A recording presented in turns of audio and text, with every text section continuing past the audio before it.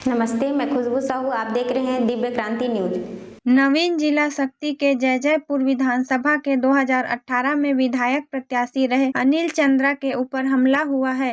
दरअसल रोज की तरह कल रात्रि को भी छाया विधायक अपने पुत्र और ड्राइवर के साथ अपने कार में बैठकर चिखलरौंदा की ओर से वापस आ रहे थे।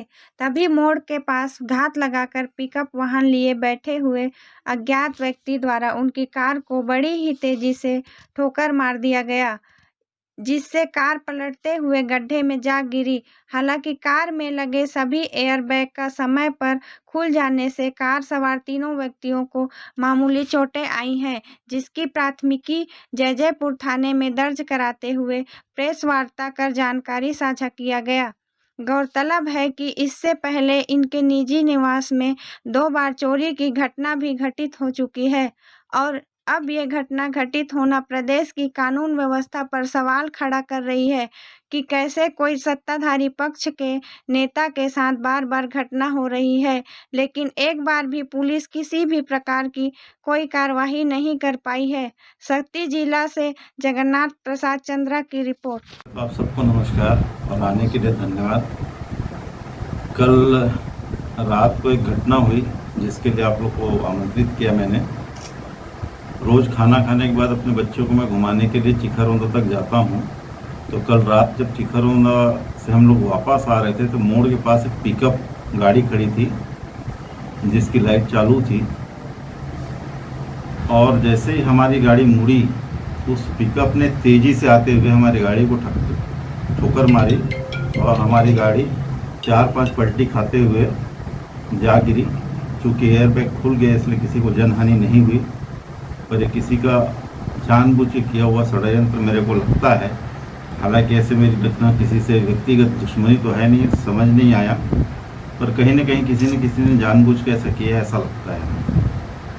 किसी पर आपको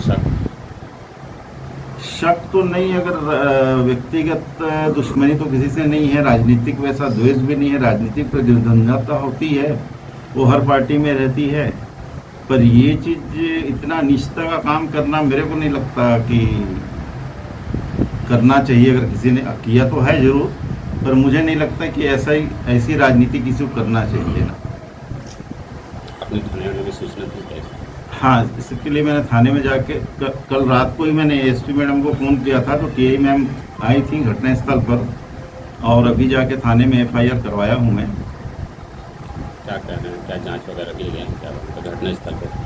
घटनास्थल पर कल रात को इन लोग जांच के लिए आए थे, अभी फिर से जाएंगे और अपनी कार्रवाई करेंगे। जो पिकअप है उसके बारे में पता चला गया किसका पिकअप के बारे में कोई जानकारी अभी तक तो नहीं मिली है, क्योंकि एक तो हेडलाइट ऑन थे और हम अपने धुन में आ रहे थे, तो ऐसी गाड़ियाँ खड़ी ही रहती हैं जनरली रोड में, गाड़ी की आवाज़ तो रहती ही है।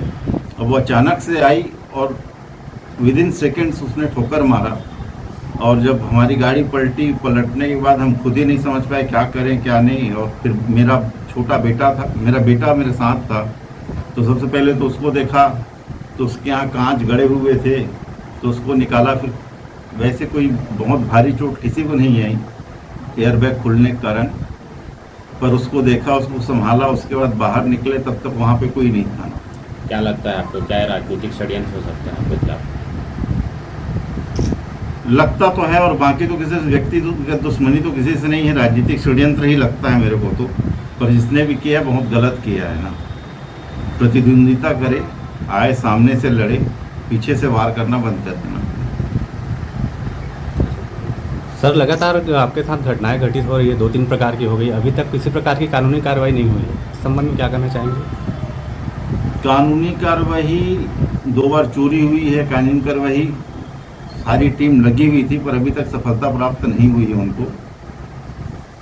अब देखते हैं आगे इस मामले में कहाँ तक पुलिस वाले कार्रवाई करते हैं और पहुँच पाते हैं।